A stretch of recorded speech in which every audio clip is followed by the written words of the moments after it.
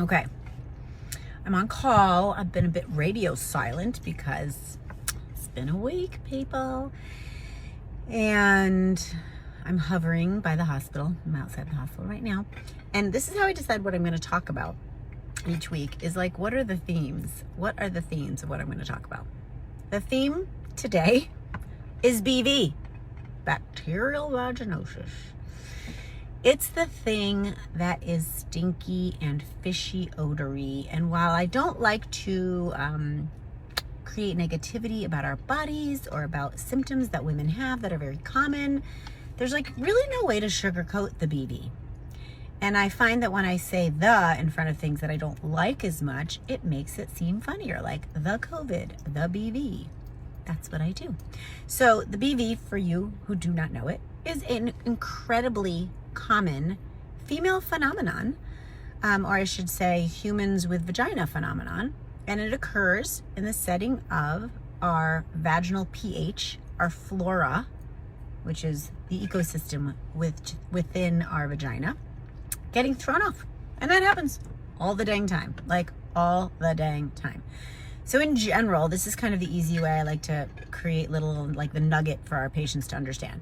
In general, your vagina likes to live in harmony with some yeast and some bacteria. Ideally, a certain amount of each that are keeping each other at bay. This is my iced coffee, by the way. I'm under caffeinated today. I need to be well more caffeinated to be happy.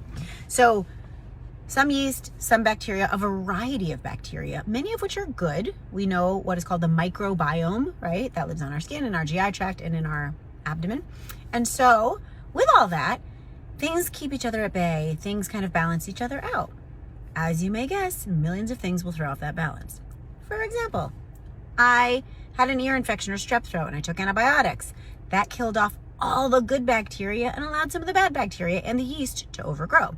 Or I have been in a wet bathing suit I have not been, by the way, but I've been in a wet bathing suit for like 5 days. I've been on vacation sitting in damp bathing suits the whole time.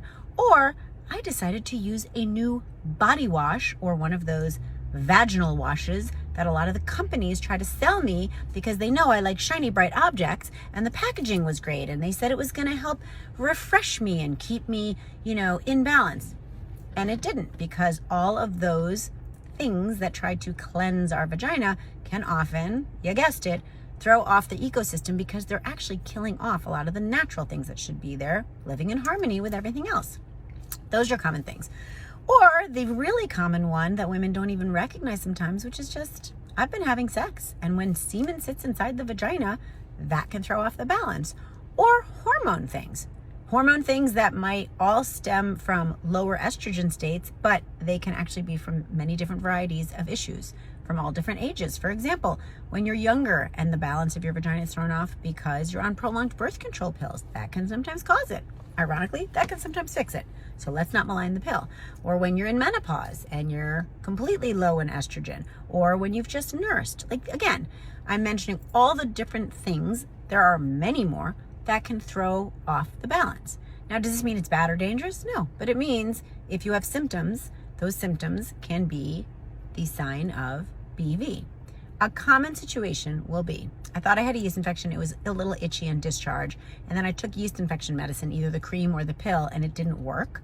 Or it seemed to work for a couple days. And then what happened is I had a lot of clear discharge, very watery discharge, especially with a fishy odor.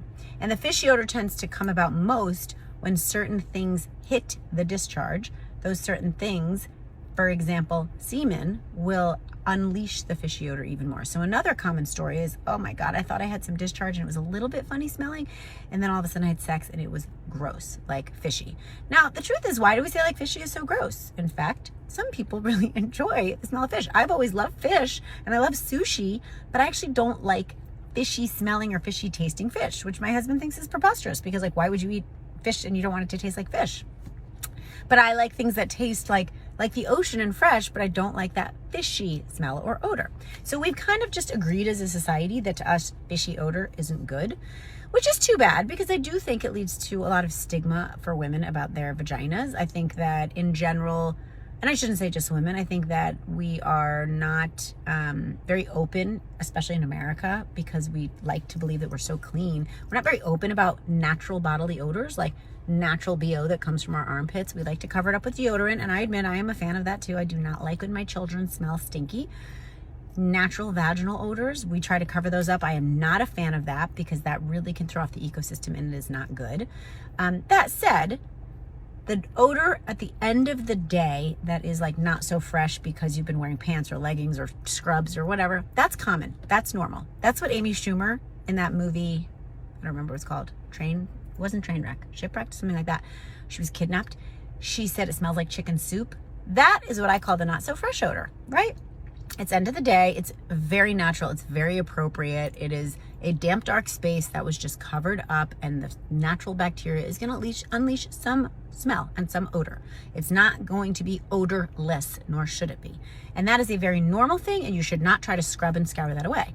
Very much in contrast to the fishy odor. So when someone says it has a smell, and I say, does it smell fishy? And they're like, I don't know if it's fishy. Then I joke like, well, it's probably not BV then, because BV will smell most likely just fishy. Now, occasionally patients just don't identify that as fishy, and they'll just say, I just really smell it. It's different. And the hallmark will also be, even when I got out of the shower and I've just washed with ideally just water, or at most a moisturizing soap like Dove, which is not really a soap, it's some other entity, but Dove, bar of soap. I don't bother using any liquid or anything like that. And just externally gently cleanse if you need to, but really just water, because our vagina is a self-cleaning oven. Nothing is to go in there other than if you're having intercourse or a tampon. And so they'll say, even in after the shower, it just smelled funky or fishy. I joke that it's just so common that you should not be embarrassed about it. I get that we still get embarrassed about our bodily parts. We just don't like talking about them openly and publicly. And we here on the interwebs are trying to debunk that.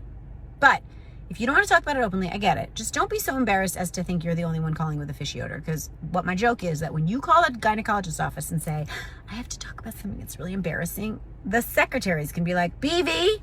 Yeah, we got a BV here. BV, someone fishy odor, BV, let's just call it in. Like, it's just that common. Now, are there things that can masquerade as BV? Yes, because many women will think, I'm itchy, it must be yeast. I have clear discharge, it must be BV. Many women don't necessarily know. And so what you don't want is to just recurrently take vaginal or oral antibiotics in an effort to get rid of your BV and overlook other things. People can get recurrent BV. It's actually incredibly common. There are regimens that try to get rid of the recurrent BV, like using prolonged either vaginal or oral antibiotics. I don't like using oral antibiotics unless I need to, because they can trigger yeast infection and throw off the microbiome in your GI tract as well. But chronic BV or recurrent BV is a very, very common entity. And why? Because remember, we opened with something throws off the balance in your vagina. And often those somethings that throw off the balance are just recurrent themes that happen in our life. Like, I'm always going to be low on estrogen because I'm postmenopausal, or people are having sex and the semen is there, or people, those are the two most recurrent ones, because the other ones you can moderate. You can try not to sit in a damp bathing suit all the time. You can certainly not overstrip your vagina by using all kinds of body washes, right? So there's other things that you can try to do. Do you need to use probiotics? The data is not so clear. I mean, there is data supporting probiotics, and I do tend to tell patients, like, use probiotic because there's very little harm. Some people don't seem to react well, but in general, there's very little harm. But if you know about probiotics, which are the good bacteria that we like to use to help our GI tract, our skin flora, our vaginal flora, you'll know that there are so many different probiotics. There's so many different strains, and the jury is not really clear about which strains and how many strains, and should it be a refrigerated probiotic, or are the over-the-counter ones that are on the shelf okay? Should it be just from your food, because there are foods that have probiotics? Do you need prebiotics? What are prebiotics? Prebiotics are the things that probiotics feed off of. So there's a lot of foods with prebiotics in them. So many questions. The biggest reason I decided to say this is because I just fielded my, 7th after hours call about BV this week. And so what I usually tell patients is, when it sounds like BV, I will prescribe over the phone. But if in the next couple of days you do not feel better, please come to the office and be cultured, because you don't want to have other recurrent infections or other single infections that we are ignoring that might be masquerading or running along with it. Okay? Okay, I hope that helped.